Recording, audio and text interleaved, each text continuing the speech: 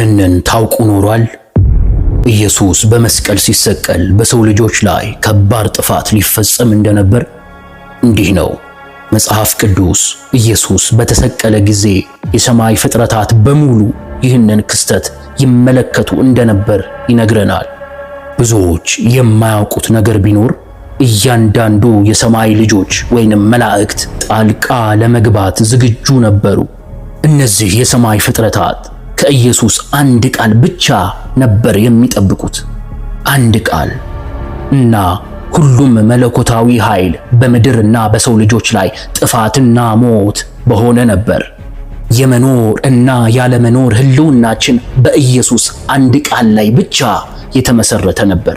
ከ60,000 እስከ 72,000 የሚደርሱ የሰማይ ሰራዊት ዝግጁ እንደነበሩ ይገመታል። ኢየሱስም ይህንን ክስተት አስቀድሞ ለደቀ መዛሙርቱ ተናግሮ ነበር። በማቴዎስ ወንጌል ምዕራፍ 26 ከቁጥር 53 ላይ እንዲህ ይላል፣ ወይስ ከ12ቱ ጭፍሮች የሚበዙ መላእክትን አሁን ይልክልኝ ዘንድ አባቴን ለማልደው የማልችል ይመስልሃልን? አለ። ይህ ቃል ለዚህ ክስተት ሁነኛ ምስክር ነው። ጎልጎታ ምድርን ለዘላለም ጸጥ የሚያደርግ ቅጽበትና የመዓት ቦታ ትሆን ነበር። አስቡት፣ በአንድ ቃል ውሳኔ ላይ የተመሰረተ የሰው ልጅ ዕጣ ፈንታ። ነገር ግን ኢየሱስ በማያልቀው ርኅራኄውና ትዕግስቱ ይቅርታን መረጠ።